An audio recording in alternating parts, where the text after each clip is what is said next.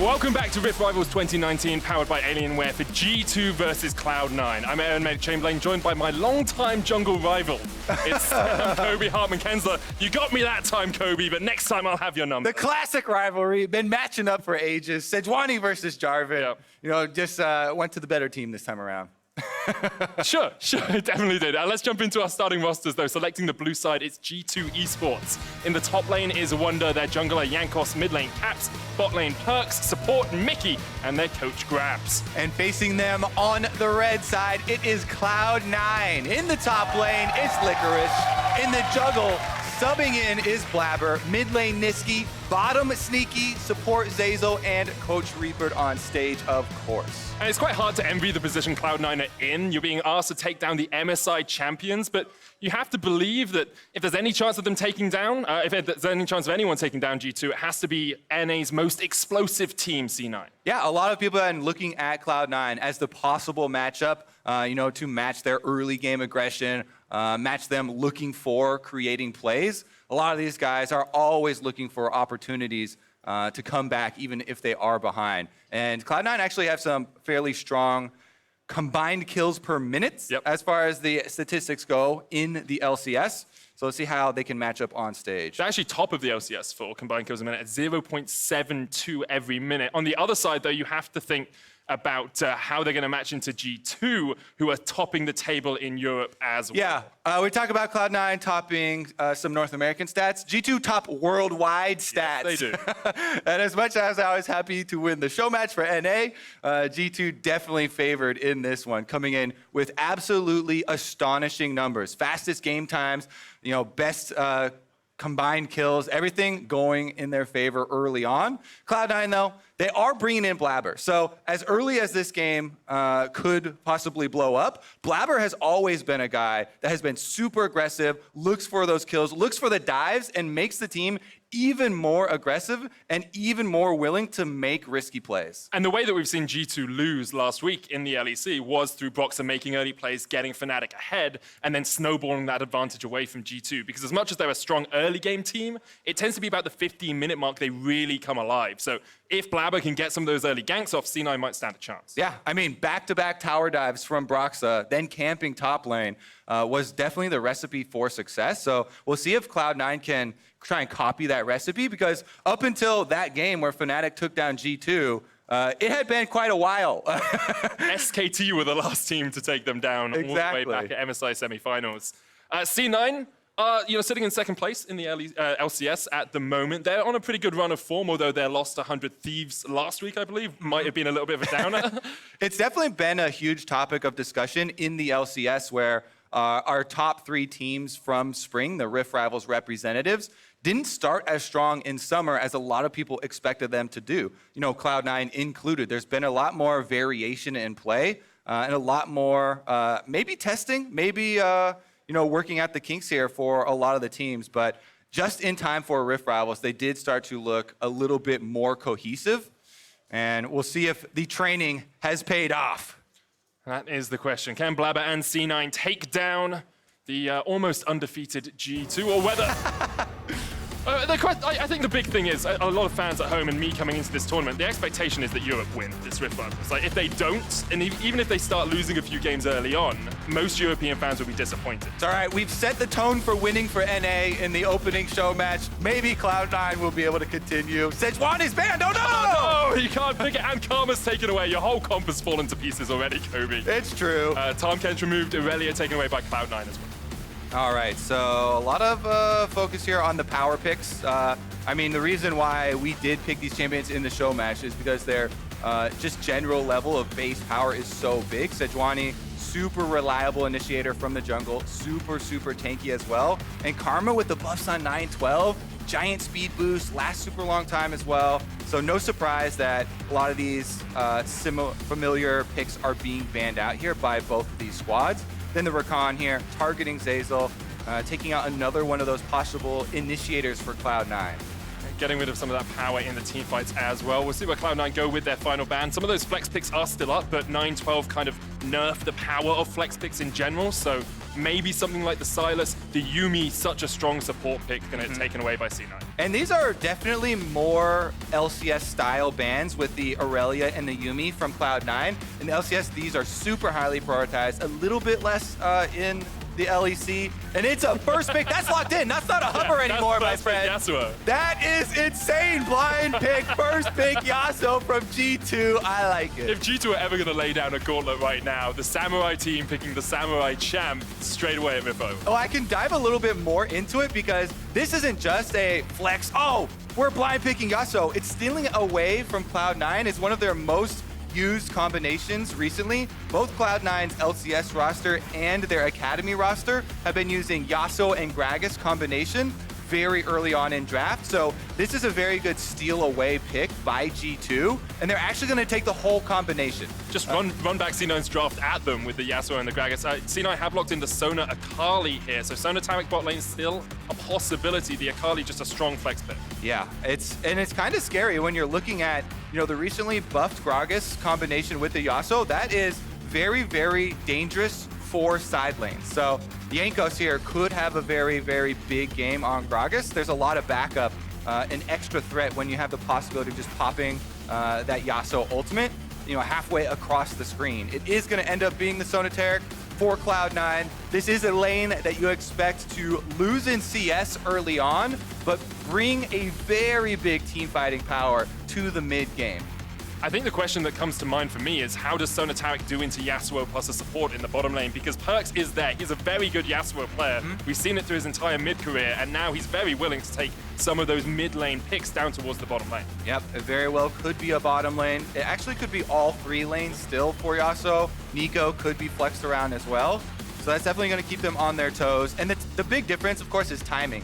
Gragas and Yasuo are instant abilities, right? You can flash in after your body slam, and Yasuo can combine with it. Taric, you have to have good timing. So this is going to put more pressure on Zeyzal for early ulting with the Taric to make sure that it comes down in time and you actually get to use the invulnerability. And then it's up to G2 to try and kite around that and play around that timing. See how those team fights do come out. Puts a lot of pressure on Blaber as well, seeing how he can track Jankos in the early game, seeing how he can keep his eyes on the G2 jungler, who has probably been one of the standout performers for G2 so far this split.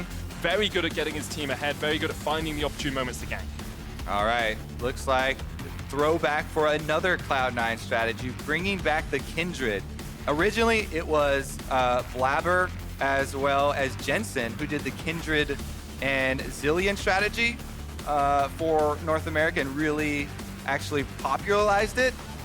Right now, we could still have a last pick Zillion to go with it, but then you are looking at a lot of utility on the team.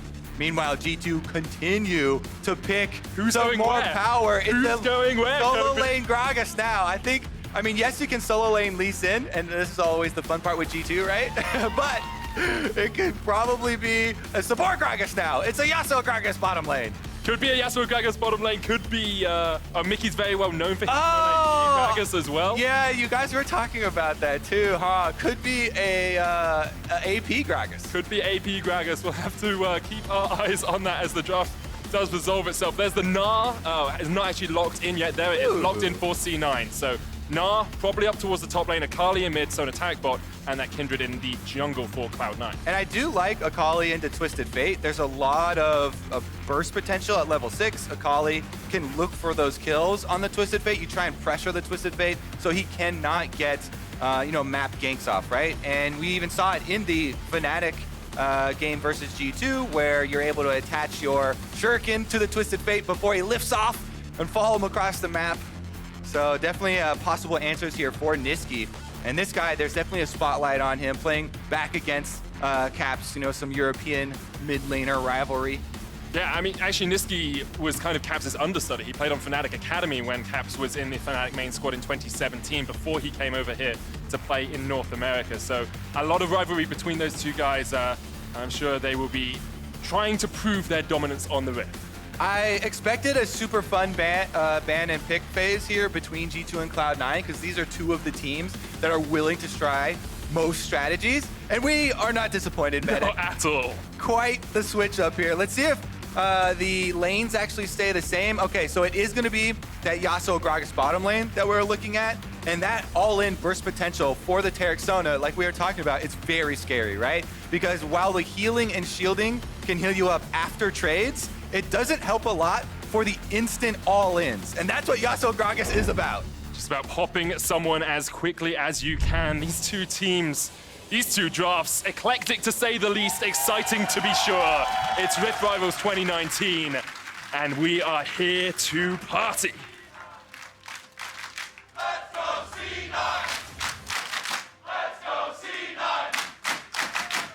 Crowd definitely behind them. And Westrice was probably our best performing player in the show match as well. So Cloud9 had a strong start to Rift Rivals before they even hit the Rift here.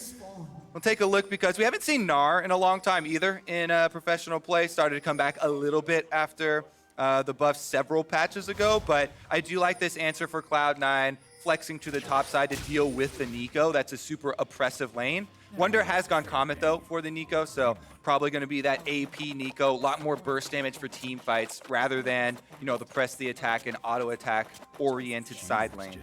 Well, we'll see how the Neeko does play in the top lane as the game goes on, but for now we have Ovely on the sidelines with a quick interview. Thanks, guys. I am here with Grabs. Now, whenever I asked any of your players, what am I going to expect to see today, they wouldn't tell me, they just laughed at me. So talk me through this comp. Just Perkz saying he doesn't want to play AD carries at Rift Rivals, so he wants to play Yasuo. We did it, luckily enough, Cloud9 picked Gnar, so we can actually put Perkz on top lane this time. But yeah, I had no idea as well what's going to happen. So here we are. Now, Cloud9 is always a team that surprises their opponents, so what can you expect from this team, and what do you think about their players? I'm really surprised they're still picking Sona Taric and be so boring at Rift Rivals, but sure, they can go ahead. We have some experience with it and you, so I think we're going to smash them. Well, Grabs, thank you, and best of luck to you and the team. Back to you guys.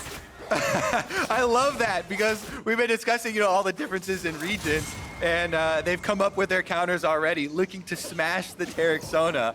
As we said, there's a lot of burst potential with Yasuo Gragas. So it's actually Gragas Neeko. Oh, the yeah. bottom lane. Yasuo has gone top. That's Perkz up towards the top lane now. Caps is playing mid, so he's the only one sticking to his usual role. Paying attention so closely to the interview here. I mean, they talked about Cloud9 surprising people. G2 is one of the most surprising teams in all of League of Legends. And Perkz on the top side here. Oh, they go in the Ignite First Blood! Europe strike first at Rift Rivals. Yep, that's going to be the level 2 first for G2, and they immediately all in. Doesn't matter if it's Yasuo or Neeko Medic, the follow-up is there. Flash root from Wunder does get it, and the burst onto Sona finds the kill as they're still level 1. And now your eyes fall onto Blaber on this Kindred. Needs to be able to get his team ahead. Looking for the gank down towards the bottom lane. Jumps across the wall. He's in a good position. Remember the flash used by Mikyx. They might target Mikyx here on the Gragas. Definitely pushed into tower though, so they might want to wait for a little bit of that to get cleared out. No offensive summoners left on the C9 bot lane. Dazzle's gonna land. Mikyx caught out. Blaber on his way. No flash on that Gragas, remember. Jump in from Blaber. Mikyx trying to trade back. Looking for the body slam, but the chase is on and C9 will strike back. You have to feel the second kill of the game goes across to the North American map. Oh, backwards! He's stunned under the wall! And Caps gets his kill. Oh no, that feels so bad for Nisqy. He blunders under the tower. Backwards with the Q as well, and immediately gets punished. Caps gets the kill. Twisted Fate gonna be off to an early start. So close for Nisqy in that mid lane. No flash, no teleport now. Jankos looking towards the top lane. Should be an easy enough tower dive for them. Licorice nowhere near that Mega Gnar. Yeah, Licorice does have flash, so he could look for the outplay on the knockup specifically. Not sure the minion wave's big enough, but the TP's coming in towards the top lane. Caps has gone up there. Blaber's still down towards the bottom side, but it's a 3v1. Licorice jumping away with the hop. Perkz tanking up the tower. He won't quite fall. Jankos gets the kill. One more shot would be enough, but he dodges to the minion. Yeah, you could outplay 1v2 sometimes, but 1v3 being Caps up as well. G2 are pushing the tempo. Pumping it up, we said they have the highest combined kills a minute of any team in any major region. Over 1 kill a minute in every single one of their games, and they're living up to that right now. And a lot of that is the spillover off of that mistake from Nisqy in the mid lane that allows Caps the extra time. He pushes the wave, he gets to go roam top. You know, so Licorice actually paying some of the price too for that mistake. See Nisqy trying to get across here to spot out Jankos. While he does, I do want to bring attention to the historic record at Rift Rivals between these two teams. It's 1-1.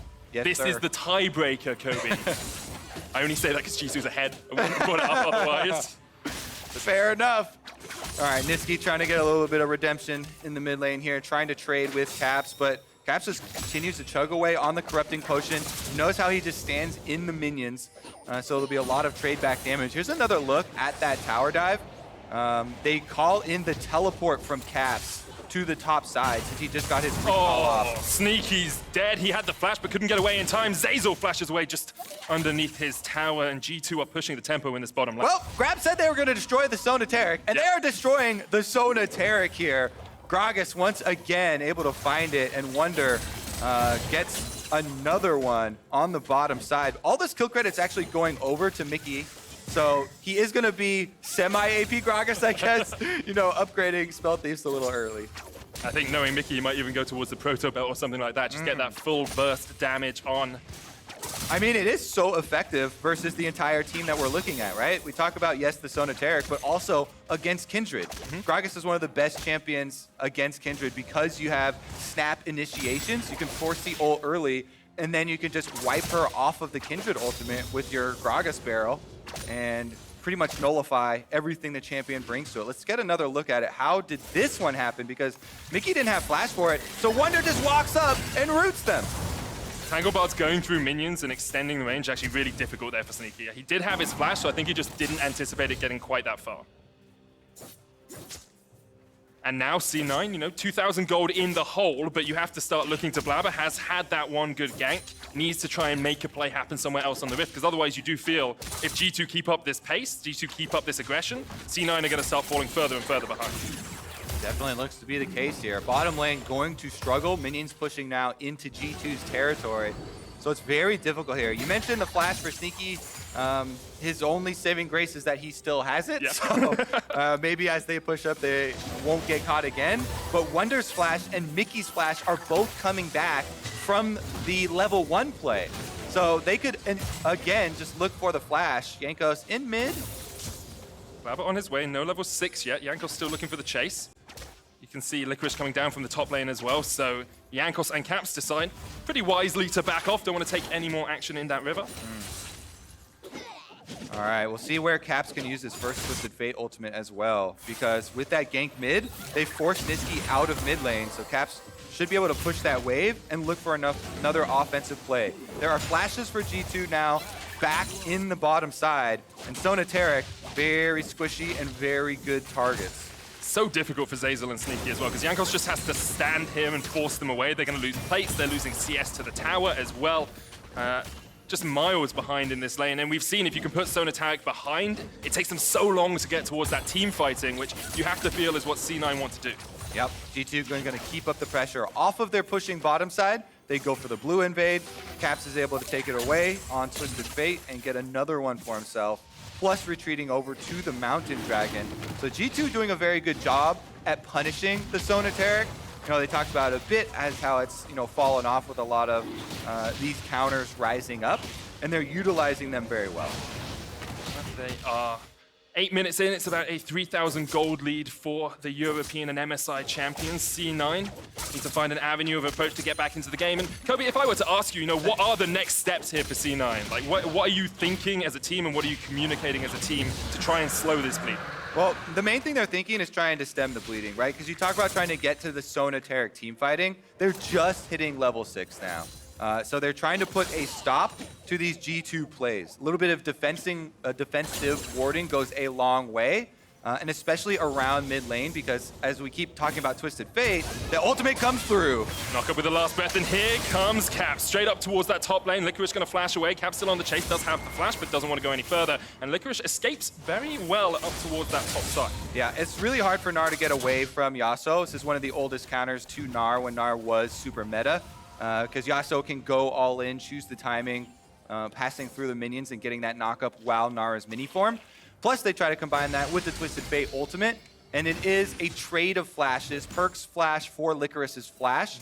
So well played by Licorice to get out of that. and it's also the first Twisted Fate ultimate down. Blaber, though, super aggressive. He's been seen. Wunder is there. Mikyx going in. Blaber jumps across the wall, but here's the pop blossom. Nisqy on the chase as well. Mikyx coming in with a flash. Jumps in. Blaber straight in the moment with the Lamb's Respite. Nisqy's going to jump the wall. They're trying to chase onto Wunder. Nisqy in the shroud. Wunder will fall as well. 1 for 1 so far, but Caps is in the TP, and he wants a little bit of this action. Has the gold card locked in, and straight into the back of Nisqy, who jumps away with perfect execution.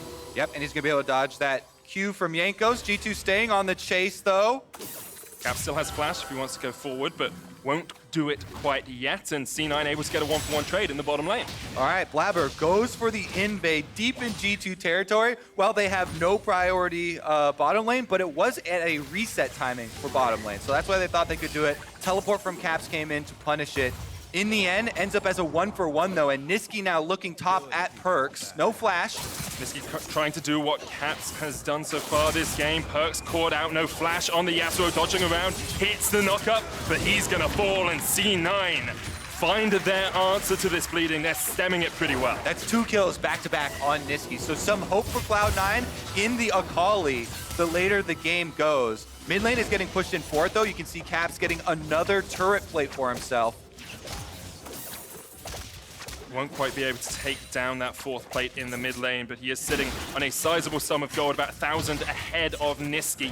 Licorice teleporting up towards the top lane as Blaber's going to get his first objective of the game in the form of the Rift Herald, and Jankos looking down towards the bottom lane. Ward comes out from Zeyzal, Caps is here as well if G2 wants to go for the full-on dive. There's no teleports for C9, so Sneaky and Zeyzal have to abandon ship here. That's smart play. Yeah, there's no way you can stick around, defend that turret.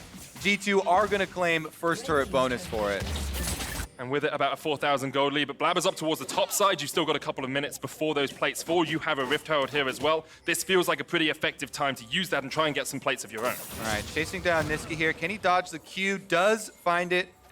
Nice little sidestep there for him to get out of the early pressure. Turret plate actually goes down while no one's around to see it, by the way. And if you're not in range, that money just goes into the dirt. So even though that gank doesn't get a flash, it doesn't get a kill or anything, it did deny turret plate money because that one was very close to going down. G2 grouping up around the mid lane now to try and keep this blistering pace alive. Jankos might be caught out here. Blaber there, but Jankos jumps straight in, doesn't get the damage out with a kick, and now Licorice has his number. Jankos going to try and get out of this jungle as quickly as he can, and Licorice can't land the boomerang blade. Here's Caps looking for the stun card. Wunder there as well. They're going to stun up Zeyzal, but Nisqy is on the other side of this fight. C9 have a flank position if they want it, but they will not take the fight. Yeah, it's very risky for Cloud9 because they are 4v5 right now. Sneaky has no teleport on the Sona, and the minions have been pushed up. This is a G2 power play. That's why G2 have started this invade. They had the recall, so everybody could go and collapse into the red side of Cloud9. This is what you want to do when you have the early lead like this. You coordinate the 5 members, and you make use of the time where you have this pushed up bottom side. You can see the minions were all the way up to the tower. That meant that C9 could not react to the play. So it was a very good invade there, using their extra advantage. Now they've got Nisqy. Nisqy knocked back into the Tangle Bar, but he pops the Twilight Shroud just in time, goes invis, and now tries to put the pressure back on G2. That's a lot of damage down, and that was very well played by the C9 mid lane. Able to get out of it. Akali, very mobile champion here. Trade of ultimates. In the end, the goal that we talked about earlier, where Cloud9, after this early power went to G2, are just looking to stem the bleeding and kind of slow down, has been pretty much accomplished. They haven't been able to trade anything back yet. They do still have the Eye of the Rift Herald, but G2 have such a big gold lead. It is so difficult to find the area where they actually want to take advantage of the Eye. G2 right now just has so much power. The Luden's Echo completed for Neeko, Trinity Force for Twisted Fate, Static Shiv even for the Yasuo, which helps with wave clear. So they are definitely ahead on items right now.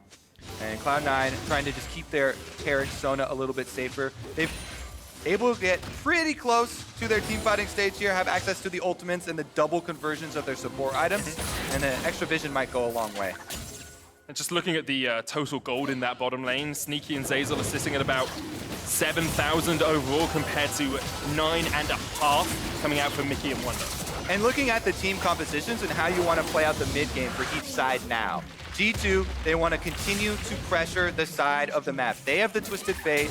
They are the ones trying to split C9 up so they can then invade, continue to take away resources, and look for the pick kills and the burst damage there. They have so much pressure with the Yasuo topside all the way up to the turret. You can see Static Shiv annihilating those minion waves. Cloud9's answer is the Rift Herald mid and bottom. Nisqy jumps in, but Jankos was waiting in the wings. They can't see him in the shroud, but they can knock him out of it darn well. Another kill across towards G2, where C9 used that Rift Herald mid to try and get it in. Wunder goes in with the Tangle Barbs. Here comes Caps. The stun card's going to land, but the Cosmic Radiance will keep Zeyzal alive for the moment. Pop Blossom doesn't land either. A great crescendo comes out from Sneaky. Blaber fighting Jankos down towards the bottom side, but already Zeyzal's down, and G2 continue their offensive. Blaber now caught in no man's land as Caps flashes forward. Gold card into lockdown, and Blaber cannot escape. A double for the G2 mid. Yeah, Cloud9 should not be looking for these plays in an offensive manner. G2 absolutely destroying them. Jankos with a great counter gank on the bottom side, just lying in wait, waiting for Nisqy to go for the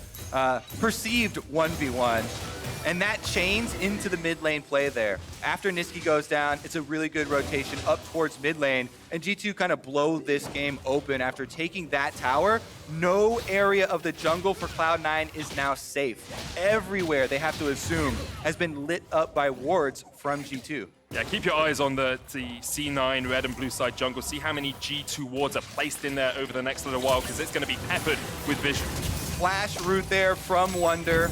And it was a good ultimate from Mikyx to get Zeyzal back, and then they flash, but Zeyzal goes back in to try and get the stun, thinking that they had the advantage with Blaber coming over, but Blaber was mirrored by Jankos. So Cloud9, since they're down one member, kind of overcompensate there, and they bait themselves into another death rather than fully retreating. So G2 get more out of it than just the objective. They keep collecting these kills, and they are looking unstoppable. And they've definitely done what their coach said they wanted to. Snowball through the bottom lane, put that Sona Taric behind. And a stat that I'm sure some North American fans won't be too pleased to hear. In the LEC, between 15 and 20 minutes, G2 tend to triple their gold lead. It was 5,000 at 15 minutes this game. We'll see if they can keep that on track and be 15,000 ahead when we get towards 20 minutes. Nisqy knocked back, the shroud, the stun, the CC chain. Another kill as Nisqy falls and G2 push up top. The timing on that ultimate from Mikyx, once again, waits for the dash from Nisqy. They're going in! Jankos going in, they catch out Sneaky, he's done. Blaber's going to get some damage back onto Jankos, but that tower will fall. The chase is still on. Lamb's Respite comes out, but Wunder, actually it's the Shapeshifter going into the backline there. G2 pushing for an inhibitor. Only 17 minutes in, they want a little bit more. The stun from the Dazzle comes out, Blaber healing up, but Caps is too darn tanky. Zeyzal caught out as well. It's a killing spree for Mikyx, and it's 12-3 for G2. Yeah, they are definitely accomplishing their goal of stopping the Sona Taric, man. That amount of pressure difference in the bottom side has just destroyed C9. G2 continually looking for the dives. Jankos had a really nice kickback there on Lee Sin to start it out, and then they follow it up with Twisted Fate. So this is what I'm talking about with Mikyx. He waits, he puts the ward until Akali flips, and the prediction ultimate there, because it's kind of at the same time, knocks him back as soon as he goes for it. Then we know we have the follow-up. Perkz now in the 1v3. Here comes the TP in from G2 though. Perkz is trying to stay alive, gets the knock-up. Sneaky quite low, the Tangle Bars comes out, Sneaky's dead. Caps and Wunder here for the party, the Pop Blossom lands as well. And Nisqy, although he's in the Twilight Shroud, won't be able to survive for much longer. Caps gets the assist on the double kill for Wunder. The chase coming out from C9 as it turns out to be a 5v3. Blaber's still going in here, but the stun card lock, it's a triple for Wunder. And we've seen Caps and Wunder do this before. Zeyzal's gonna fall as well, the Quadra for the Neeko, and G2 are demolishing C9. Oh my goodness, are they gonna try and chase down Licorice for the Penta? Caps was thinking about it, but he's too far under the tower. Oh, the amount of times we've seen Wunder and Caps do that in the LEC at MSI, it's actually beautiful to watch from time to time, but C9 pen back into their base, super minions pushing in top.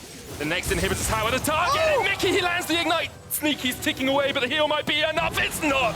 Mikyx on a rampage, the solo Q terror that is his Gragas is showing just what it's made of. Oh my god, he throws the Q, then goes for the body slam flash combination, dumping the ultimate and ignite at the same time. Beautiful combination there from Mikyx.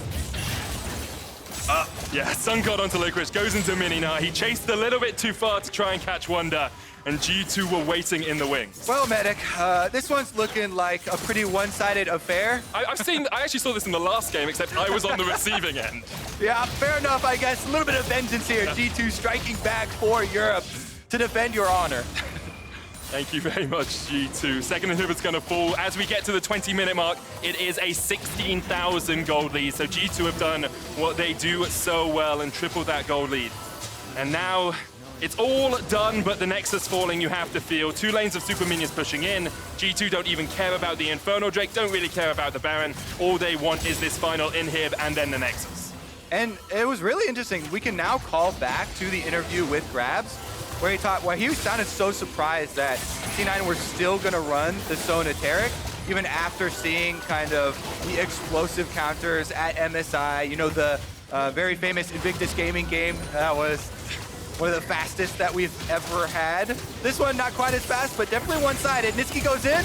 Wunder jumped in, missed the Tangle Barb there, but Nisqy will not fall. He's still alive now, but into the last breath, the knockup! That was beautiful from G2, but Blaber escapes. Can't get away from the wild cards. Caps going in with the Destiny behind the Nexus towers, and G2 want to ace this one. They don't want a single member of C9 left alive on the map. A double kill to Caps, the stun card lands. Jankos on the chase here as well, and all of C9 will fall. G2 now turn to the Nexus towers and look to take the first win of Rift Rivals. G2 coming in hot here.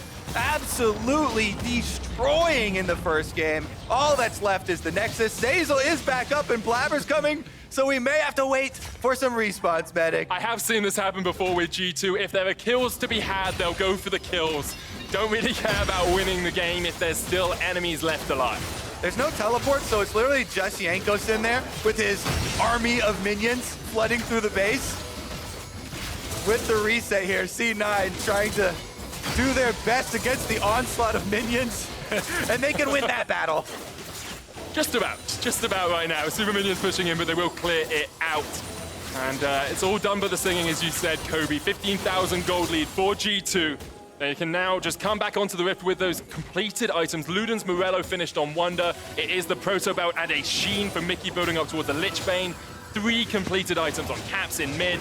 And even, you know, Black Cleaver and a little bit of extra lethality for Jankos with that serrated Dirk in his inventory. All right, that is going to be put to use on dual objectives at once. Let me highlight the mini-map here. It is a Baron being taken at the same time as an Infernal Drake and a mid push going on. That is how far ahead the team is right now. You can take everything on the map at the same time. That's pretty disgusting, I must admit. G2 just in such a strong position, but this has all come about because of that snowball, because they were able to put the Sona Taric behind. Mikyx jumping in here. Sneaky might have been caught out by Perkz. Mikyx just takes out Nisqy. Woo! That was a pure 1v1 from a support taking out an Akali. Caps goes in with a Destiny. C9 trying to defend their Nexus, but G2 are having none of it. Cosmic Radiance comes down, doesn't even get the chance to pop. Here's the pop loss, and Perkz put back onto the fountain, but G2 are still on the chase. 2 for 3 in favor of G2. Jankos almost falling here, gets hit with a wallop, but the stun, the CC, the chain coming out from G2. Mikyx looking for the triple on the fountain. They're gonna go all in for this. Jankos jumping in, doesn't take the Sonic Wave, but the Nexus will fall. And G2 take the first win here at Rift Rivals for Europe. And Mikyx even got the last kill in the fountain. That is a 9-kill support Gragas for you. That is my MVP of the entire match. He was absolutely insane. That we talked about in Champ Select, we talked about it in lane phase, but it's the execution there. He immediately destroyed Sona Taric and allowed G2 to play through the bottom lane so effectively. It was just beautiful to watch if you enjoy watching bot lane mechanics and support mechanics. He actually had 1,000 gold more than anyone on C9 by the end of that game as well. Kind of to be expected when you're looking, 11 towers to 0, but still great stuff all around from Mikyx. C9, on the other hand, licking their wounds a little bit after that game, you have to feel. There were some signs of life. I thought Blaber's gank on bottom lane was actually pretty good. I thought Nisqy played some really good Akali. Like, he had some montage moments. But except for the first one under the tower deal. That one wasn't great, but the rest of them were okay. All right, so we can consider it 1-1 now, I guess. Yeah, I agree. That's fine. Fair enough. We'll take that one. Definitely not the start that C9 were looking for, but they also got Blaber on stage. They talked about at the last couple of weeks of LCS, that was going to be one of their goals. They put Blaber in a couple more times, try and get him ready for possible international competition where they have multiple people to sub in. Well, for more on that victory, we're going to hand it over to Ovely, who's standing by with G2's Perkz. Thanks, guys. Perkz, congratulations on the win. Now, earlier when I heard you say that you didn't want to play AD carry at all this entire tournament, I didn't think that meant that you weren't just going to go bot lane at all. So tell me about that. Well, honestly, this was kind of in the drafting. It just happened. Like, we spoke to our coach yesterday and said we can roll sub, but we have to agree before the game. And then after the last big Gnar, we're like, okay, we are roll subbing now. It's a good matchup from mid top. So we actually got to practice in the screens before. So it wasn't a first-time thing. We're not disrespecting them. It's our very practice matchups, I would say. And yeah, I got my first Flame Horizon as top laner, so I'm pretty happy with that. I appreciate that. No disrespect here at all. But does this mean that we're going to see you potentially in other positions of the map for the rest of the week? I mean, I would not be so sure about that. We still have stuff that me and Mikyx want to showcase in the bot lane. We have prepared some spicy picks for the tournament, so yeah, we'll just, I guess, go with the flow. I'd say you had spicy picks with this comp just in general, and it looked like you had a lot of fun with it. So if we were NA teams right now, what should NA teams be thinking about EU coming over here? Oh, well, you can, like, I guess you can kind of see us as Vikings. We are like coming here to conquer NA and then just like leave, you know. So, but it's a wonderful country, so we will enjoy our stay here. But yeah, I mean, we want to like try stuff and experiment how it works, and then we can maybe like pull out some stuff in LEC or even later Worlds. So I think overall, it's always fun to play against teams from international stage. They play a bit different, and it's just fun to compete against someone who you don't usually compete against. So I think I like it, yeah. Well, your next opponent takes place first match tomorrow. It's against Team Liquid. You just fought them in MSI. Do you think it's going to be a close rematch? I usually I hear how Double says that the difference between the best team in the world and them is like very small, but they're not even the best team in NA right now. So I don't know why he would say that. All right, really quick. Tell me about your date with Doublelift that we saw on Twitter. Oh, it was wonderful. He took me to a beautiful place, and we had some ramen, and we had some milk tea after, and it was great. I enjoyed the date. Would love to date him again. Wonderful. Well, I'm glad that you enjoyed it. Hopefully you get the maybe second date come tomorrow. But again, congratulations again on the win. And for more on the game, let's hear from the State Farm Analyst Desk.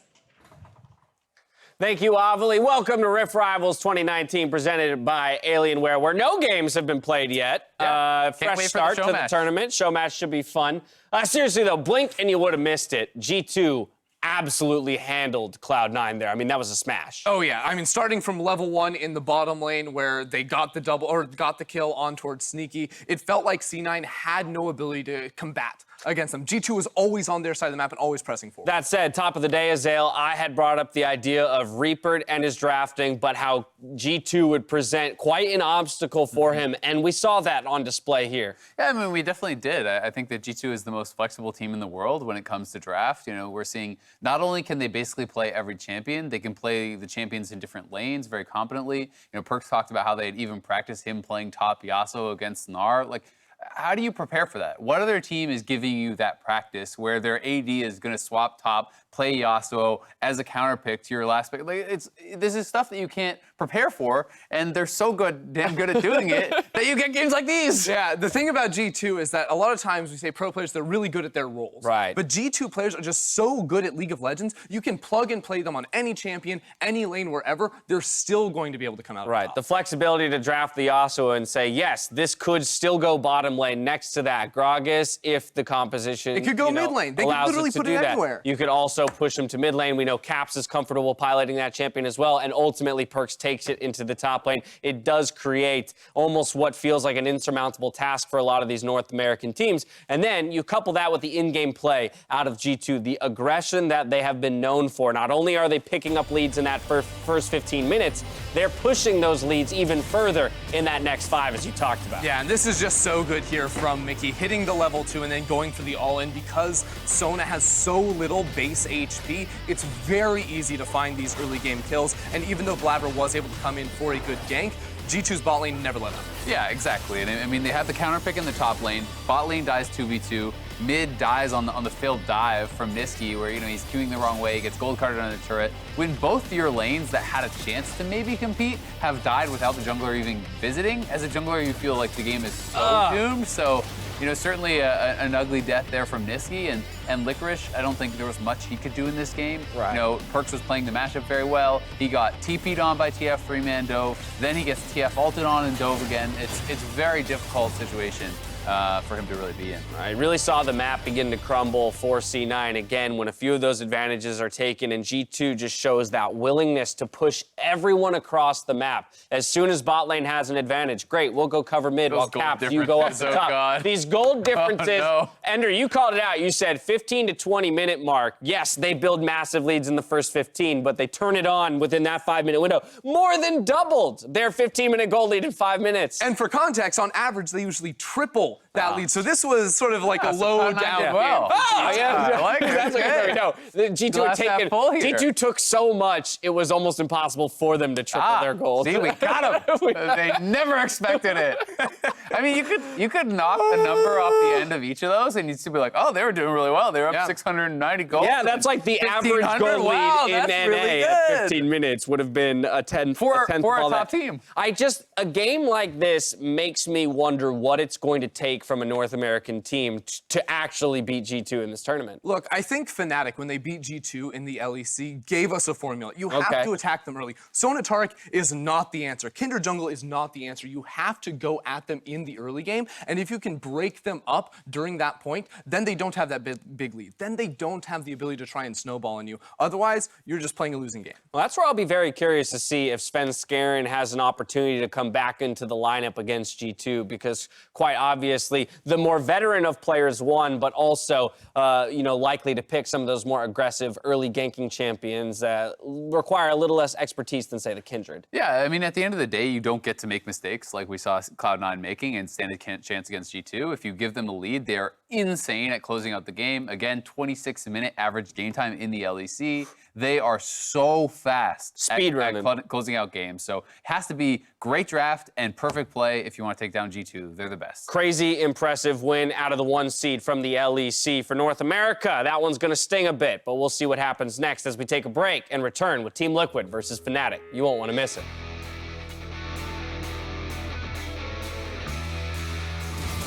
Oh, they go in the Ignite Burst Blood! Europe strike first at Rift Rivals. Jump in from Blaber, Mikyx trying to trade back, looking for the body slam, but the chase is on and C9 will strike back. You have to feel the second kill of the game goes across to the North American. Oh, backwards! He's stunned under the wall! I'm trying to win this by now. 4 seconds, 4 seconds. Oh my god. It's the classic. Actually, I have to get penta, yeah. Okay, one more. Okay. Please. Ult him. Come on. Penta, Please, penta! Guys. Eric, come on. Come on, Eric. You got this. I believe I'm dead. Oh. Eric, what the man? You actually just cost us the game. It's the EU player. Oh, I got him. Oh, nice. Oh, that's a solo kill. Mikyx looking for the triple on the fountain. They're going to go all in for this. Jankos jumping in, doesn't take the side wave, but the Nexus will fall, and G2 take the first win here at Rift Rivals for Europe.